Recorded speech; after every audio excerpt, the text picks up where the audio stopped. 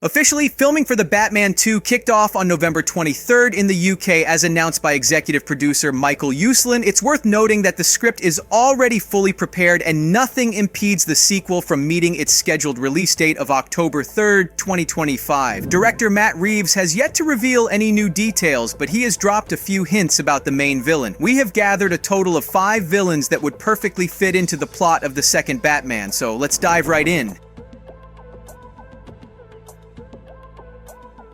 At the top of the list is Mr. Freeze. While Matt Reeves has yet to officially confirm the specific villain Batman will confront, he has expressed keen interest in bringing a realistic portrayal of Mr. Freeze to the big screen. During an interview with Collider, the director shared his inclination toward grounding every aspect of the story, stating that in his view, he just feels drawn to finding the grounded version of everything. And it would be a challenge in an interesting way to try and figure out how that could happen, even the idea of something like Mr. Freeze. Reeves further expanded on his belief that there is a plausible approach to introducing Freeze into the cinematic realm. The character of Victor Freeze gained iconic status as a villain due to his poignant backstory and distinctive personality. In the Heart of Ice episode from the Batman animated series, Victor initially portrayed a dedicated scientist on a quest to find a cure for his terminally ill wife named Nora. However, his efforts were thwarted by his superior, Ferris Boyle, who, motivated by impatience and a desire to claim Freeze's research, intruded into the lab. The ensuing confrontation led to lab damage, resulting in the tragic freezing of Nora. Victor, holding Boyle responsible for this calamity, underwent an accidental exposure to cryogenic radiation, altering his body and transforming him into the chilling villain known as Mr. Freeze. This tragic turning point catalyzed his evolution into a formidable antagonist. Continuously grappling with the mission to rescue his wife adds a profound and human dimension to his character. The poignant narrative of empathy, combined with his icy demeanor and pursuit of revenge, positions him as a distinctive and unforgettable villain within Batman's universe. Despite possessing one of the most compelling origins among DC antagonists, questions arise about how Matt Reeves will portray Freeze in a movie series renowned for its grounded and gritty tone. This challenge lies in the hands of the screenwriters and concept artists. Nevertheless, Mr. Freeze stands out as the prime contender for the role of the main antagonist in the upcoming sequel.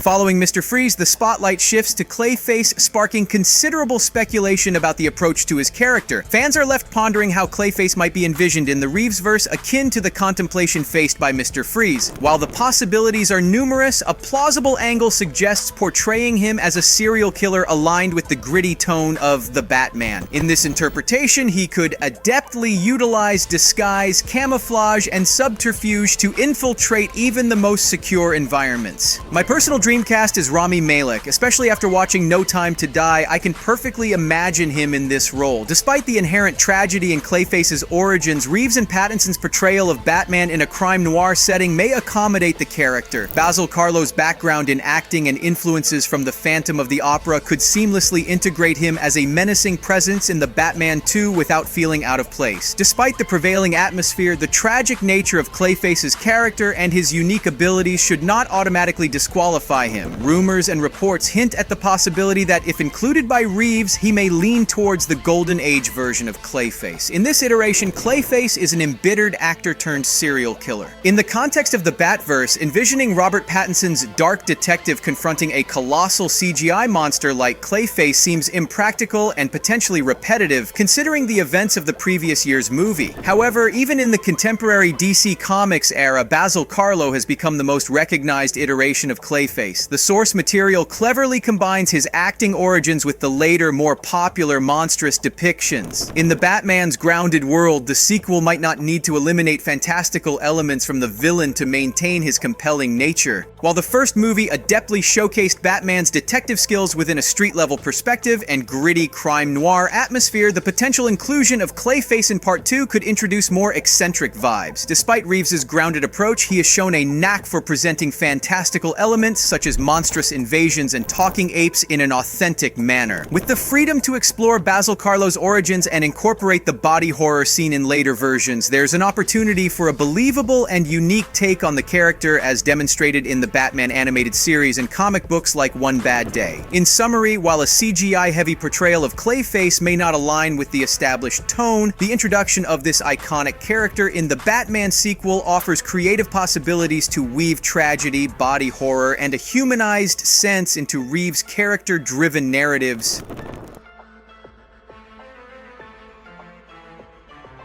Paul Dano, who portrayed the Riddler, has confirmed his commitment to 3 projects, fueling speculation that Edward Nashton could make a return in the second Batman film. Nashton, having survived the events of the first movie, is incarcerated in Arkham State Hospital, with his cellmate being the Joker, played by Barry Keoghan. The Joker's mention of Gotham loves a comeback story suggests prior encounters with Batman, and a deleted scene reveals Bruce seeking the Joker's help in the Riddler case, highlighting the intricate web of connections within this cinematic universe. Notably, this version of the Joker, portrayed as highly intelligent, is distinct from previous adaptations. Reports suggest that his facial scars result from a severe skin disease, challenging the conventional narrative of an acid bath at Ace Chemicals. Matt Reeves emphasizes the Joker's strategic intelligence, sparking speculation about a potential revelation that the character was once a police officer. Such an origin story could depict a descent from a justice-seeking officer disillusioned by corruption and crime within the system into Gotham's greatest threat, exacerbated by a progressive, incurable disease resembling ichthyosis or leprosy. This unique take on the Joker's origin story raises intriguing questions about the character's past and the potential for captivating plot twists. His comment on comebacks hints at the possibility of villains escaping Arkham and causing chaos on Gotham's streets in future movies. But Reevesverse is still in its early stages, with only one full-length film released so far. Delving into an expansive Arkham breakout storyline in the sequel could risk feeling rushed or overwhelming. It seems that Matt Reeves is mindful of this potential issue and has strategically left a small teaser in the first movie. This subtle hint suggests that the intricate plot involving Arkham and its inmates might gradually unfold for the trilogy, allowing for a more measured and detailed exploration in future movies.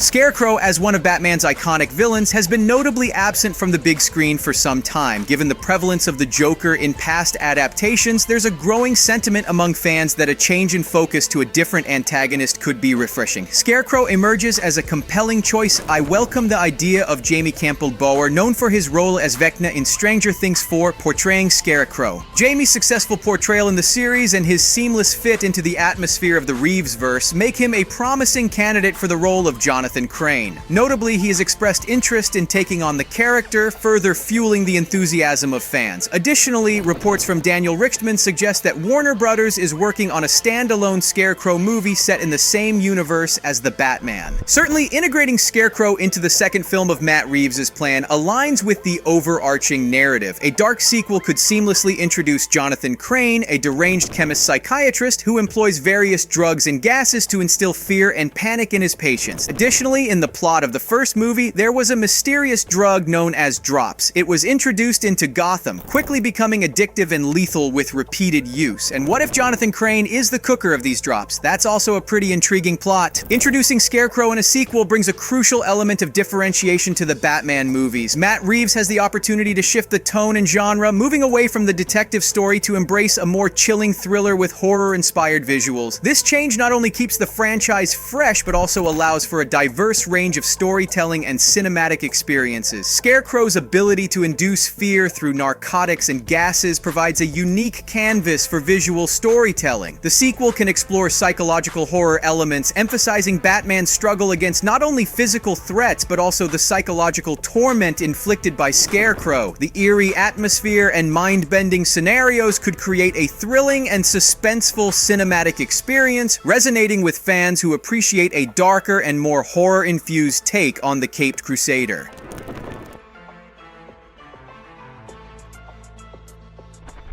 The anticipation for Hush was palpable even during the first film's release, with many speculating about a potential plot twist involving Paul Dano's Riddler. Hush as a character seems to seamlessly fit into the grounded world of the Reeves-verse, requiring minimal alterations to the established canon. Dr. Thomas Elliot adds a layer of personal vendetta to the story, being a childhood friend and brilliant neurosurgeon who harbors deep-seated hatred for the Wayne family. His attempted matricide in youth, thwarted by Thomas Wayne, sets the stage for a complex and vengeful character. Rumors of Elliot's mother's survival add an intriguing layer to his motivation, triggering intense rage within him. Suffering from acute psychosis, he ends up in a psychiatric ward where his mentor becomes the intern Jonathan Crane. In this case, the Batman 2 presents a potential link to the Scarecrow. I'd like to see Dan Stevens or Jason Clarke play Thomas Elliot. In my opinion, they are both great for this role. Knowing who lurks behind the mask of the Dark Knight, Hush employs his extraordinary intellect and manipulation skills, often involving his allies or other villains in his schemes. Unfortunately, unlike Bruce, Thomas's family wasn't fortunate. He held equal disdain for his cruel father and his submissive mother, who hailed from a poor family and was willing to endure any humiliation, both for herself and her son, just to avoid returning to previous poverty. In the Batman 2, the canon could be slightly altered, making Thomas Elliot a distant relative of Bruce Wayne through his mother's side. This could explain his psychoses. Additionally, through Hush, a more detailed exploration of the Wayne family's dark past could be achieved. This opens up numerous possibilities for countless storylines. Subscribe.